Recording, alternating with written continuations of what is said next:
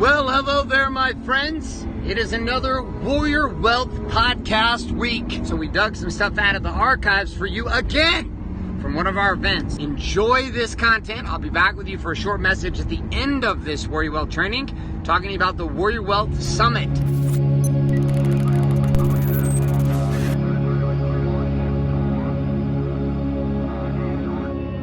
So as we create a target, like Ishan, there's things at 23 that you can pull off at 23 that at 43 won't be possible. The dynamics of life get more complicated, shit gets more complicated. How many of you know that kids and a wife complicate creation in business? Okay, good. So they're also an acceleration, but inside of it, there's also all this other shit. And Ishan, you're experiencing that with a girlfriend and the fact that all your family is employed by you in all your businesses, which makes it very fun. I went through that. I hired them all, I fired them all, and said I'll never do it again. Twice, actually, fired my mom. Affected us for a decade. How do I stabilize what I create physically? I've started looking at my fitness routines, and I was like, I can do this, but for how long can I do this? Like, legitimately, how long can I do this? Something happened to me at 40. I can't describe it. Like, I seriously shifted from I'm fucking bulletproof, impossible, nothing can happen to me. I'm the guy that had cancer. They're ripping my teeth out to prep for surgery. And I'm asking him, well, so like how long until I'm back on the field? And the doctor's like, dude, we're trying to help you not die right now. I'm like, no, I hear that. But can I have a longer face cage to my helmet and a padded chin strap? Will that be all right? Dude, we don't know if you'll ever play again. We're trying to make sure you don't fucking die. But guess who couldn't hear it? Me. Now, I have an appointment on Tuesday with my doctors to look at all my hardcore blood analysis and urine analysis and all the Jedi analysis, and the whole time I'm like, okay. My time to change some shit to see if I can actually maintain to what? Scott, I look at you as an example to me, like I do. All your pain, your excitement, your growth, your possibility, your purpose, your drive, your passion, the fact that you're in this fucking room. I'm like, dude, I hope I have that kind of drive at 60, how old are you? 61. 61 years of age. How many of you with 61 hope you're still coming to rooms like this? Hell yes. Are you fucking kidding me? This room, like, dude, seriously, that's 21 years from now. Can a lot of shit go sideways in 21 years? You bet your ass, including all your fucking drive to do anything. And 61, hobbling his ass down here, hobbling down to the beach, hobbling back up here, being in the conversation, sitting in a chair while we spray him with a hose and it's cold because his knees are hurting. You've done the fucking game with us for almost 2 years. I'm asking myself, what is sustainable and maintainable? And how do I stabilize my fitness so that I can be doing some really cool shit when? At 60. And what can I be doing at 80? Some other cool shit. I'm asking the question in my marriage, what can I create that I can stabilize and maintain? I tried things like 30-minute sit down every day with my wife and have a really serious conversation. We created one day of that. Couldn't stabilize it, definitely couldn't maintain it. Well, all right, that didn't work out. After 12 minutes, we weren't sure what to talk about, so we continued on with another conversation. Create, stabilize, and maintain, and the piece that surrounds all of it is this ability to protect it.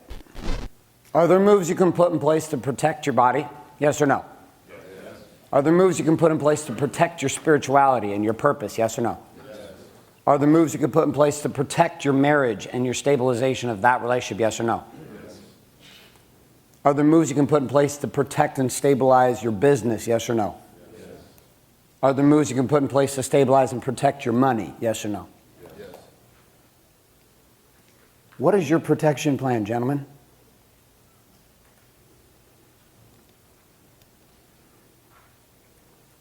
Like, I'm not just talking about your money. I'm talking across the board. Who gives a shit if you live the warrior's way and you can create if you can't maintain it?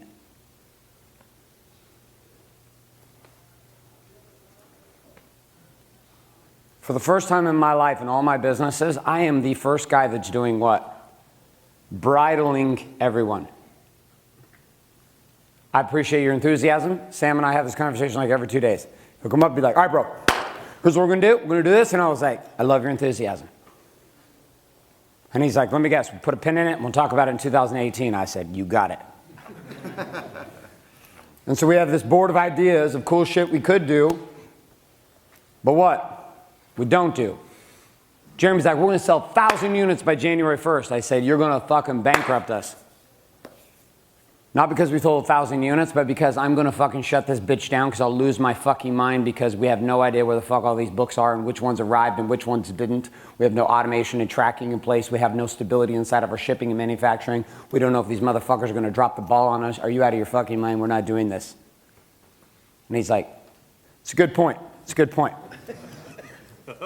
And for the first time in my life, I'm interested in what?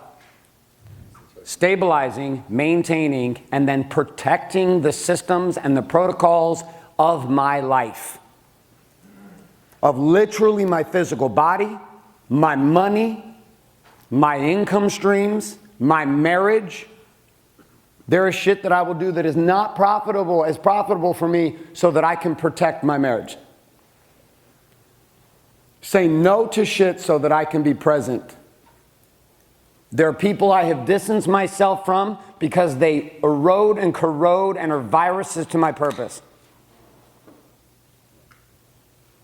They're not bad people, they're just not people I'm choosing to what? Be around because they erode my ability to maintain.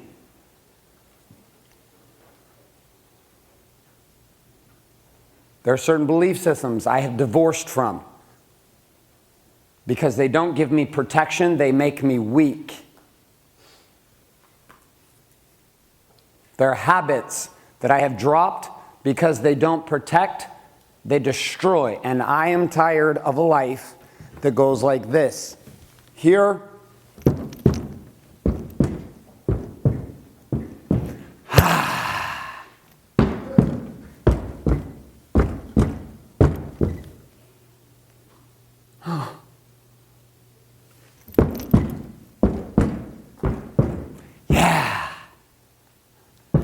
who wants to be the fucking guy that every 5 years has burned his business to the ground and is starting over again? Anyone? Nobody? No takers? Gonzalo wants to build and burn? No. Lo digo en español. Okay, you're tired of it. I'm tired of it too. So I'm at 4 years, which is typically what happens. What happens to me now?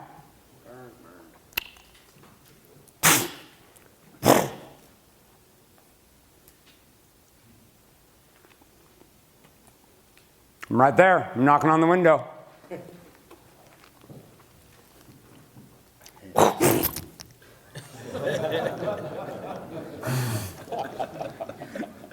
And I get a rush. It's like an addiction because I don't even do it like this. It's not like a slow, subtle thing. I just wake up one morning, I'm like, and everyone's like, where'd he go?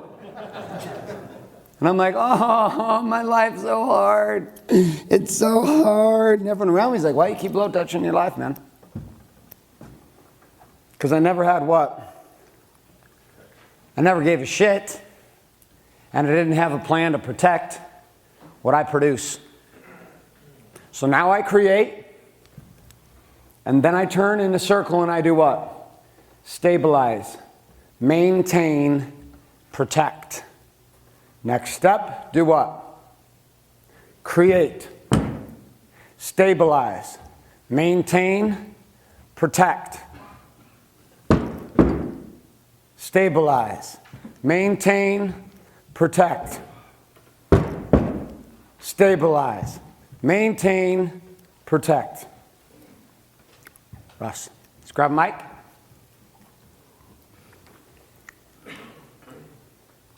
Hands right here in the front. Hand up, Russ. Or stand up so Steve can see you. Just a quick question. Do you think this is now because you have stronger purpose in what you're creating? 100%. I have stronger purpose across the board.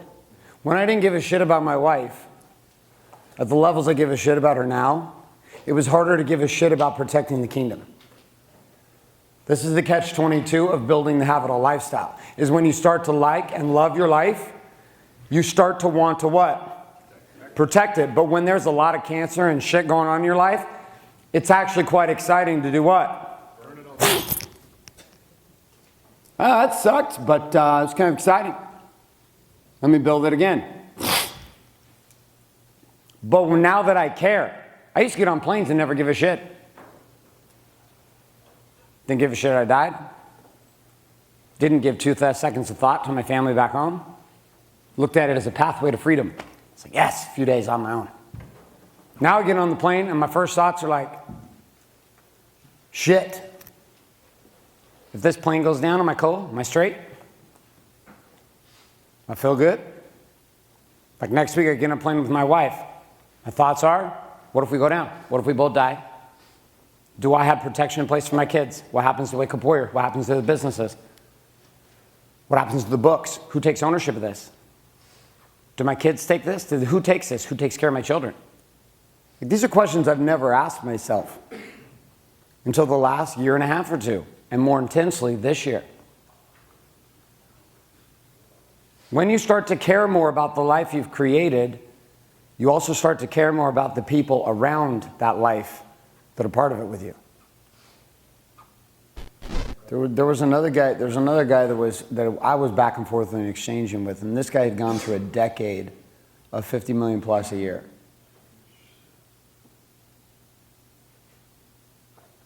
A decade of it in production at that level. 2 divorces on his 3rd relationship. Now has nothing. And came to Warrior with a pile of coke in a bathroom. And he's like, I don't even know what the fuck purpose was behind any of it.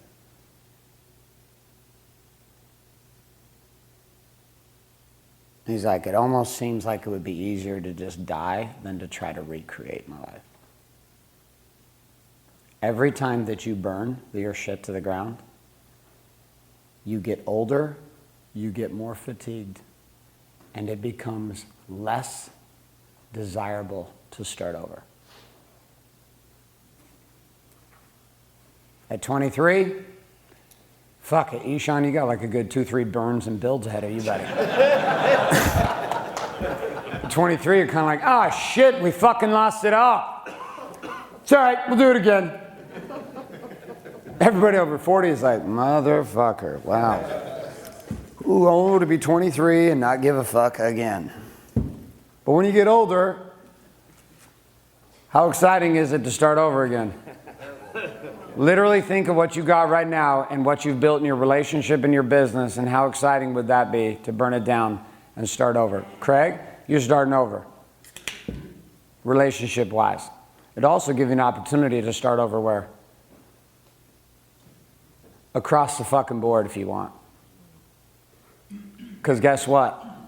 You continue on the path in the other areas the way you did with your relationship, and you'll just end up in that place 10 years from now, being forced into a decision. So we have this conversation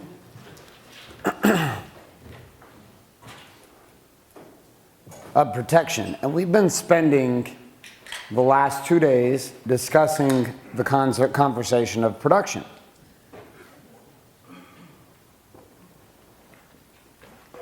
And we've been saying, hey, marketing, sales, systems, I am a marketer, I am a closer, I'm a leader, not a savior. All production talk, production conversation. So here's a big question for you. Is it possible that one element of production is actually the emphasis and focus on protection? Yes or no? Yes. Yes or no? Yes. Okay, how? How is it possible that production over here of creating, that part of being in the game of creation is the game of protection.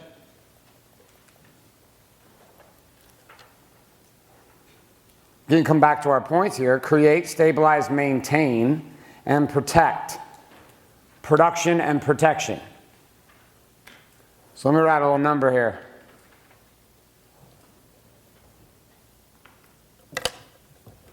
What's that number say? 714,000. That was my personal taxes in 2015. $714,000 in personal tax in 2015.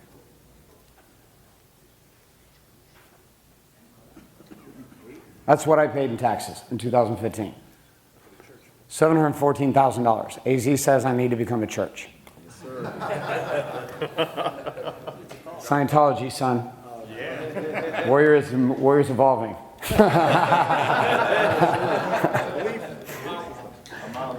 Now here, so we look at this number, right? What did this number can mean a lot of things. Do you know what this number really means?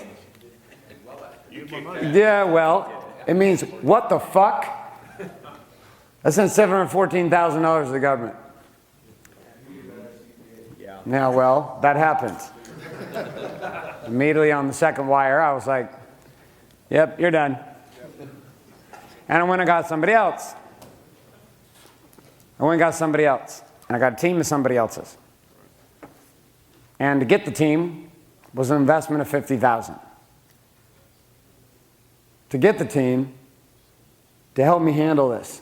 Because the team I had couldn't deal with the big issues that I was facing, particularly being in the state of California, which is a different beast. California, and then there's the IRS. Two fucking different stories.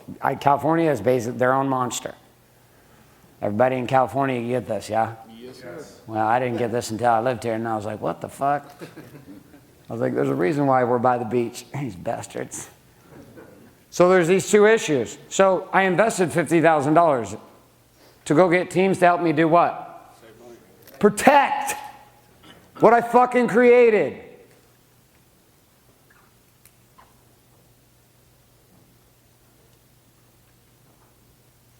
At the end of the day, how excited are you to send 60% of what you create back to the government? Anyone pumped about this? I was like, what the fuck? Now, I had forgotten how this feels, because it had been a few years digging myself out, and I had been taking all of these massive losses from 2006 and 7 and paying them forward on taxes. Well, I exhausted all those. And they're like, well, what else you got? And I was like, I got some jump ropes. Like, well, we're not going to give you shit for a write-off on that. So, here's what you owe. I'm like, what the fuck? Really? That was a painful 2 days. Like, I didn't like it. I would sit there and it was like, refresh. Fuck. God damn it. On the one side, I was grateful that I could just click and go. On the other side, I was like, God damn it. And interestingly enough, because I had not put a lot of thought into protecting, guess what happened to some of my desire for a day or two to produce? Where do you think it went? Down. I was like, fuck this. I was like, why the fuck would I do this? I forgot how pissed off I used to be about this shit. And all of my losses are now gone, which means now I got to pay the piper again. I'm like, fuck, I got to figure out how to play this game. And the game was about production through what? Protection.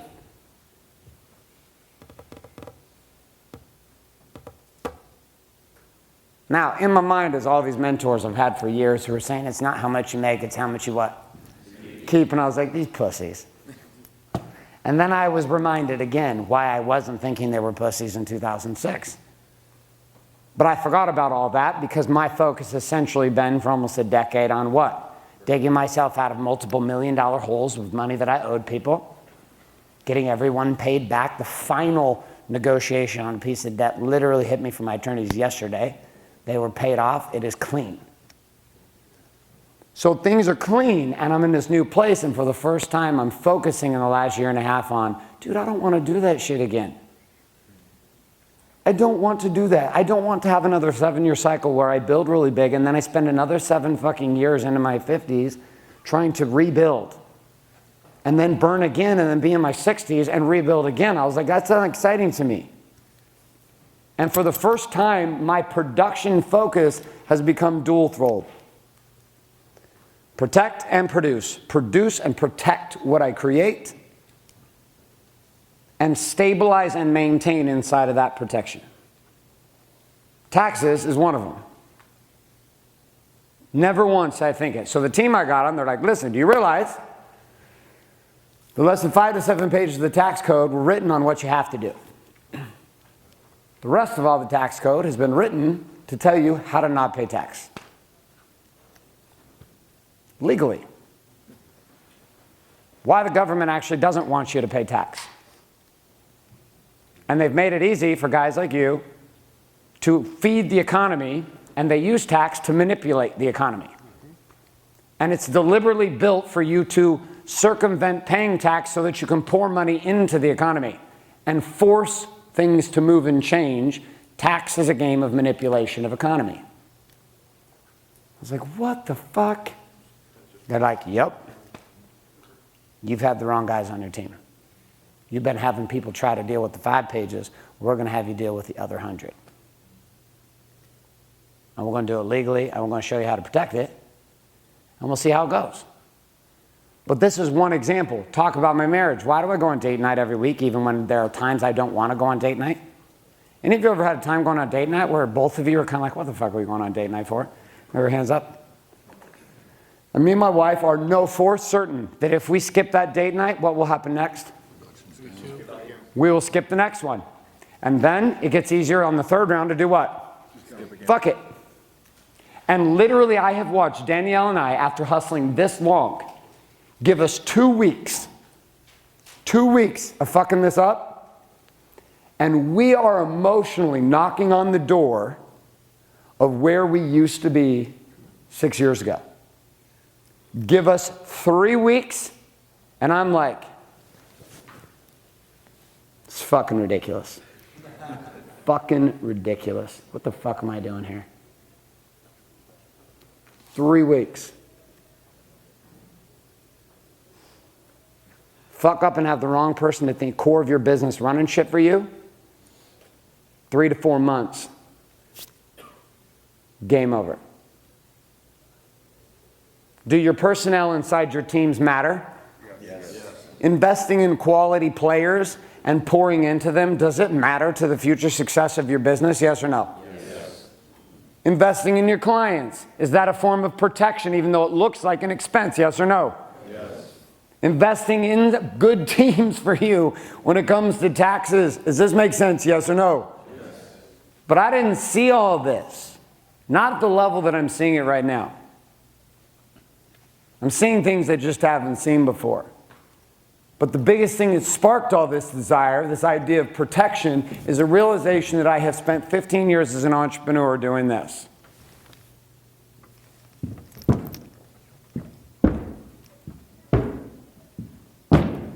And also noticing that if I am not conscious about my desires to protect what I produce, there is this twisted fucking bug inside me that after a couple weeks wants to say, fuck it. I am so addicted to this game, it has become so ingrained in who I am that if I am not conscious about it, I have a button inside of me that will go, stabilize, maintain, protect. If there's not a passion to protect, you will burn out in your pursuit to produce. If there's not a passion to protect, you will burn out in your pursuit of production. It just will happen. I look at how exhausting it has been for the last 7 years to take my marriage from where it was to where it is. The thought of having to do it again, there's no battery life in me or plugged into the wall to try to do that again. yet the energy to maintain it and continue to grow it into prosperity, it doesn't take a lot. It takes a little bit of conscious thought. How often? Every day. Is business any different? No. So I'm reminded us of one thing, and then we're going to shift conversation. We started this off 2 days ago, and I was discussing this idea of my warrior wealth. And we played around with this idea inside my warrior wealth, that what we were discussing were these two ideas of production and protection. And that these two concepts overlaid each other in a big way. We said that production was this idea that I'm a marketer, I'm a closer, I'm a leader, not a savior. And then we came over to protection, and we said I'm my number one asset. My business is my number one investment. And now the question becomes, okay, well, what is the number one strategy to pull this off? Like, and is there a particular strategy inside of all of this? For me, here's what the game has become. I can count on me. Couldn't do that for a long time. Number one asset is me. And for the first time in my life, I can count on me. Like with real certainty, no hype. I can count on me. If there's 3 seconds on the clock, for the first time in my life across the board, guess who wants to take the shot every time? I do. But there's been deep moments where 3 seconds on the clock, I'm dishing to Jesse. Or I'm dishing to Joe. I'm like, you take the shot. I'll get us there to the 2-yard line, and then you run it across the goal line. So being able to count on me has come through years of investing in who? Myself. So here's a question down in your warm-up. What are you committed to changing about the investment in you? This comes down to 3 things: mindsets, skill sets, and purpose. Mindsets, skill sets, and purpose. So if I'm a number one asset, what am I committed to doing to protect and to expand my mindset? Part of having warrior wealth is about protecting and growing this. What are you committed to doing to protect and expand your skill sets as a producer? And the third piece is purpose. What are you doing to deepen, expand, and clarify purpose? 3 things: mindset, skill set, purpose. Okay, so we had the first game we talked about under Warrior Wealth, which is I am the number one asset, which is pouring into and protecting me. We had the second piece, which is number one investment, which is what? Business. My business. And we talked across that in all kinds of different angles, from your marketing to your sales to your teams, etc. And then we have the number one strategy, right? And the strategy itself always is going to be in a 3-fold process. Strategy 1 at the core of the game is assuring, screen moved, is that I have at the core of the kingdom a vault. So my grandfather came up to me. So I had, may not know my story. So I was playing football at Boise State. I was raised Catholic and Mormon, and got injured, had some things go down, and decided that I would go on a Mormon mission. For those who don't know what that is, you go for 2 years and you talk about God. As a teenager, well, I was actually in my 20s. My grandfather was a different character, and he came up to me right before I left, and he said, handed me a wad of hundreds, and he put them in my hand. right on this, like the final moment before you go. And he hands me this wad of hundreds. And I'm like, what is this? And my grandfather was a colonel in the Air Force. And he was a pretty rough guy, pretty intense guy, pretty focused guy, didn't say much. And he hands me this money and he says, there you go. And I was like, what is this, Grandpa? He's like, you know what this is? I'm like, what? What is this, Grandpa? This is called go to hell money. I was like, okay, well, tell me more about this. Now you imagine, my mom's like crying, my son's gonna go talk about Jesus, it's gonna be great. And my grandfather is over in the corner going, and he's now standing face to face with me and just handed me a stack of hundreds and has just informed me the hundreds he's given me is go to hell money. So I ask him, I'm like, what is go to hell money? It's so you got a little bit of money in case you get yourself in trouble and you want to tell everybody to go to hell. You get your ass on a plane and you come home. I was like, fair enough. So my mom's weeping, my dad's proud, and my grandfather's like, I came from a confusing family. Oh, meanwhile, my aunt, who was Jewish, was in the hallway thinking I was about to waste my life for 2 years, which is great. So now I wear my yarmulke with a warrior brand on all night tonight and tomorrow because of our kosher warrior and the respect I give there, and also twofold because I love it and I love Jewish heritage, and on the flip side, it pisses my wife off. So I get to kill two birds with one stone. So you wearing that on date night? Hey, hashtag kosher warrior. I gotta show respect to my guy, and I love it. So, boom, kosher warrior throwing it down from the back row. I love it. So we've got this vault conversation, and that's what go to hell money is all about. Like, that's go to hell money. That's what my grandpa was talking about. Little did I know a stack of 9 $100 bills would become something down the road. Now, to me, I'm like, what the fuck? $900 in cash for me at the time. And I was like on a college scholarship with like a couple extra $100 every month. So I was like, whoa. And I legitimately saved the money and saved it for that exact moment of go to hell. Had a few moments. I almost said, fuck everybody, go to hell. I'm out of here. And it was a great experience for me. Came back, did my thing, went down the path for investing. And every time that I have fucked up my life in business and my marriage, it is coming down to a place that when hell breaks loose, what do I not have? I don't have a fucking vault. Every time. Like every time. And I've repeated this so many times in the first 10, 11, 12 years as an entrepreneur. It is ridiculous. Like I'm stupid. Until the last 3 or 4 years. I'm like, am I this stupid? How is this possible? My grandfather tried to teach me at 20 about go to hell money.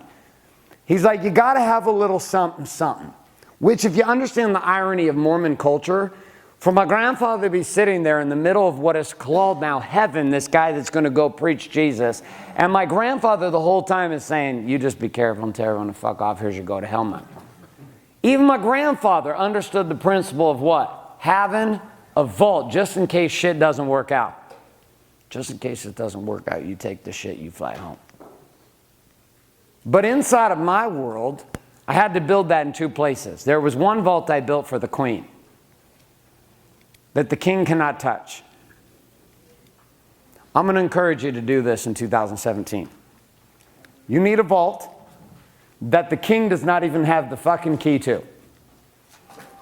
Because guess who needs some go to hell money? The queen. The king has lost his mind. Just so you know, we're the fuck out of here, go to hell.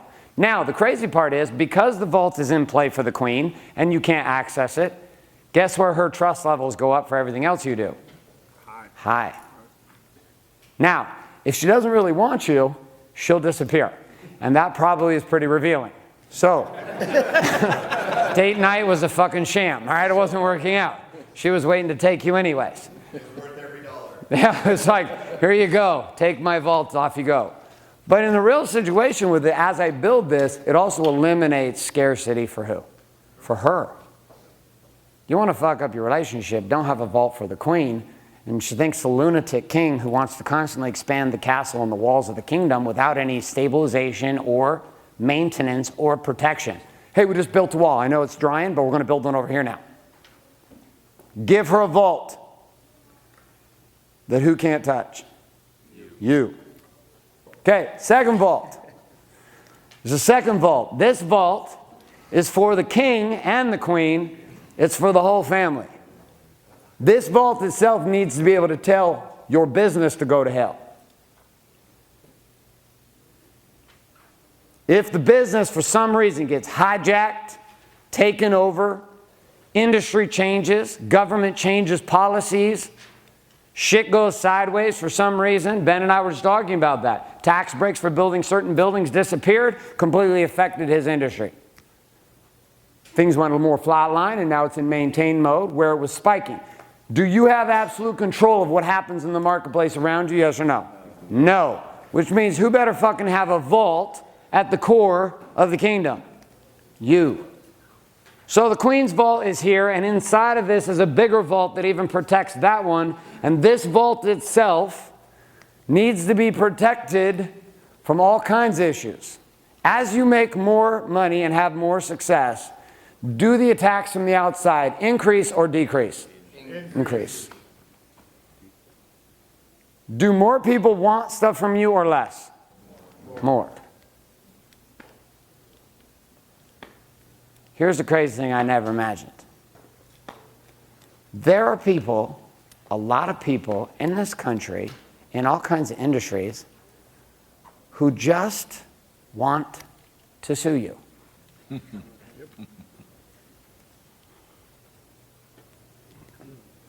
One time a friend of mine said, "Do you realize who runs Tony Robbins' organizations?" I was like, "I don't." He said, "It's 2 law firms."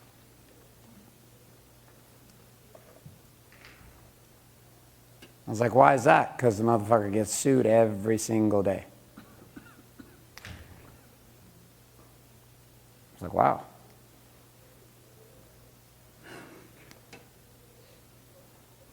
My vault has to be impenetrable to what? Fucking lawsuits. Moochers and looters. Shitloads. I can't believe how much bullshit. I have to lawyer up now just to lawyer up against the fucking virus attorneys who are representing entitled pussies. I'm like, are you fucking kidding me? As doctors, holy shit. Talk about a virus of entitlement and pussitis that's filled the veins of humanity. Saved my life. If you cough, I'll sue you. So, outside of everything you're doing and what you're building, what has to go on inside? What do you have to know about the king's vault? That if they penetrate the business, what? The king and the queen can still slip out the back in a black Yukon and what? Disappear in that bulletproof motherfucker. They're like, where did they go? Where did who go?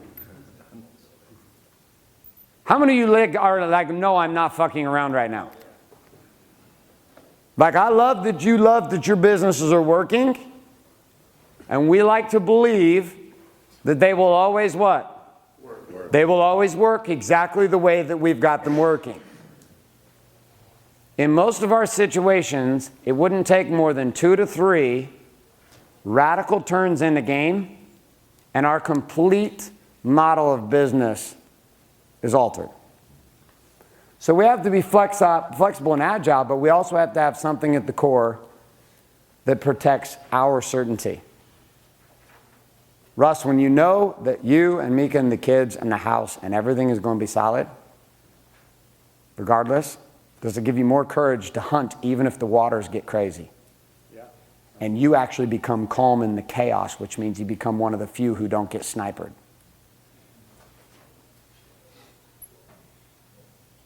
Now listen, the 30-year-old version of me would look at the 40-year-old version of me and say, what? What a fucking pussy. So I get it. I get it. I've literally become that guy that sat on the boat with me in 2006, my mentor, 53, and told me to sell everything. He said, liquidate everything. Let everyone go but 5. Get into cash.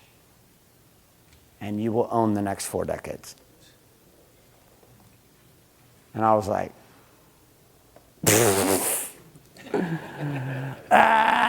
what do you know, old man? Right.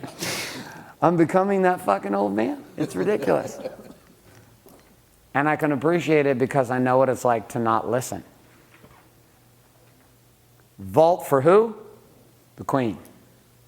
This establishes order with you and her, I promise. Vault for who?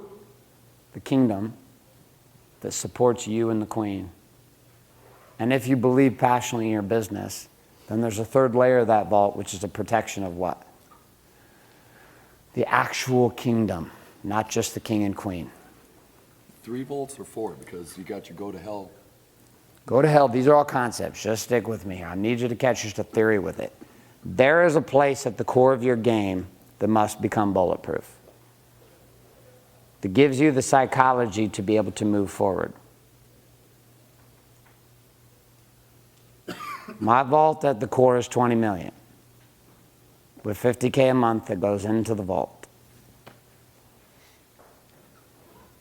I pay the fucking vault before I pay my taxes. I pay the vault before I pay myself. I pay the fucking vault before I pay anybody. Next, to pay myself. Is that straight to the bank, Garrett? Straight into my vault.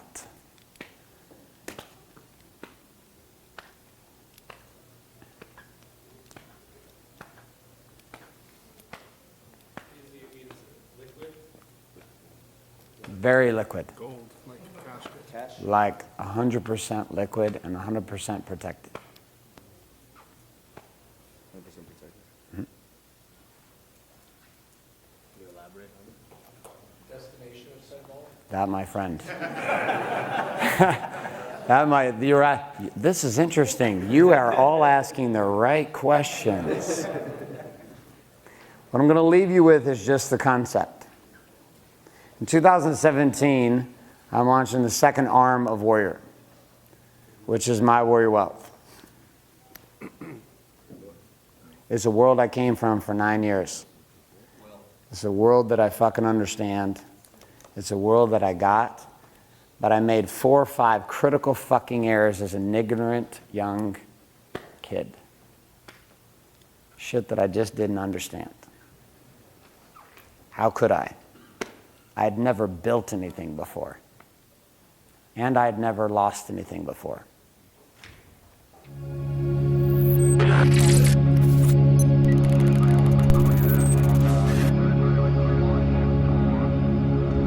All right, so this is what we'll be working on at the Warrior Wealth Summit. Is a powerful tool just like this. You can learn more by going to warriorwealth.com and getting an uncovered experience around this idea of what this event is all about. There are limited seats available to the public, as most of the men coming to this event, and the seats will be taken are current active members of our Warrior Brotherhood. I would love for you to be part of that. You can check that out by going to warriorwealth.com and checking out a ticket. Tickets are $1,000, and I'd love to have you there. We have a limited 50 to 70 we're making available to the public out of the 300 seats available for this event, and I hope one of them is yours. That being said, my friends, thanks so much for being here. I have appreciated having you. I've enjoyed having you in this week's podcast, and I look forward to seeing you live in Huntington Beach, California in June with me at the Warrior Wealth Summit.